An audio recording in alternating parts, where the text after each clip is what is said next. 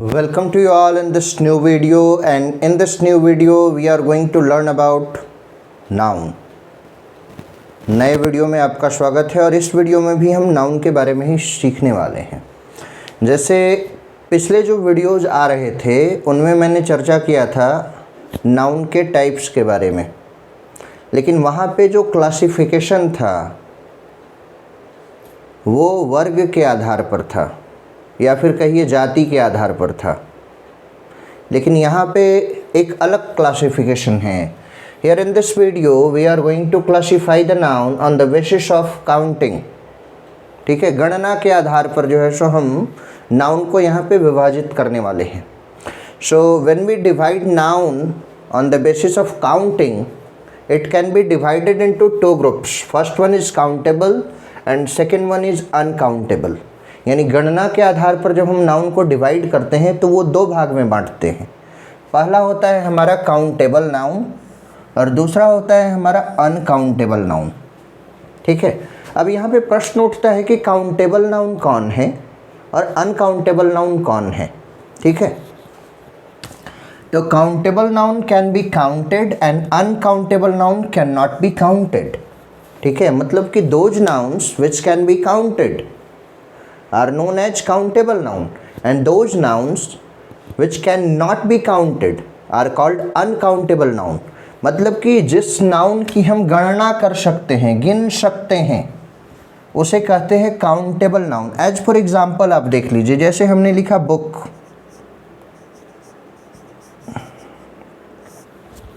इसकी गणना हम कर सकते हैं।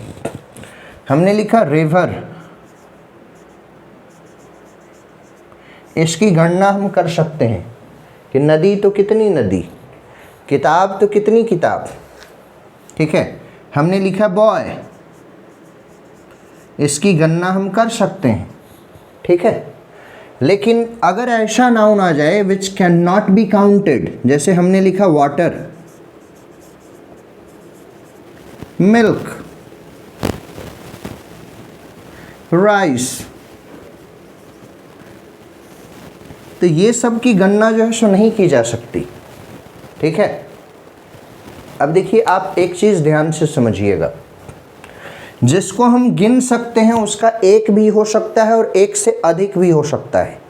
ठीक है, मतलब कि countable noun can be divided into two different class. First one is singular and second one is plural. As for example, अगर हम बुक को लेकर के चलते हैं तो इसका सिंगुलर क्या होगा, इसका सिंगुलर हो जाएगा बुक, और इसी का प्लूरल जब हम बनाते हैं तो ये हो जाएगा बुक्स। ठीक उसी प्रकार से अगर रिवर है, इसका प्लूरल हो जाएगा रिवर्स। ठीक है, उसी प्रकार से बॉय है तो बॉय का प्लूरल हो जाएगा बॉयज। ठीक है, यानी कि countable noun can be divided into two form, first one singular and second one plural. ठीक है, यानी कि काउंटेबल नाउन जो है उसका सिंगुलर फॉर्म भी हो सकता है और प्लूरल फॉर्म भी हो सकता है। लेकिन वही हम अनकाउंटेबल की बात करें, एक तरफ लिख दिया हमने वाटर, तो वाटर जो है सिंगुलर है क्योंकि ये अनकाउंटेबल है। अब दूसरी तरफ हम ज़बरदस्ती लिखेंगे वाटर्स और कह देंगे नहीं ये प्लूरल है, तो नहीं, ऐसी बात नहीं है। वाटर्स का मतलब जो होता है जलाशय होता है, वाटर्स का मतलब समुद्र हो सकता है, कोई नदी भी हो सकती है। ठीक है, कोई भी जलाशय को हम वाटर्स कह सकते हैं। ठीक है, तो इसमें जैसे ही एस लगाते हैं इसका मतलब बदलता है। ठीक है, जैसे हमने लिखा सैंड, तो सैंड का मतलब है बालू, इसे नहीं गिना जा सकता। अब हम ज़बरदस्ती कहेंगे कि इसमें एस लगाते हैं सैंड्स और कहेंगे कि ये प्लूरल है, तो नहीं, ऐसी बात नहीं है, प्लूरल नहीं हो सकता ये। ठीक है, सैंड्स का मतलब ही बदल जाता है, सैंड्स मतलब हो जाता है रेगिस्तान। ठीक है, तो यहाँ पे हमने सीखा कि on the basis of counting noun can be divided into two groups. First one is countable noun and second one is uncountable noun.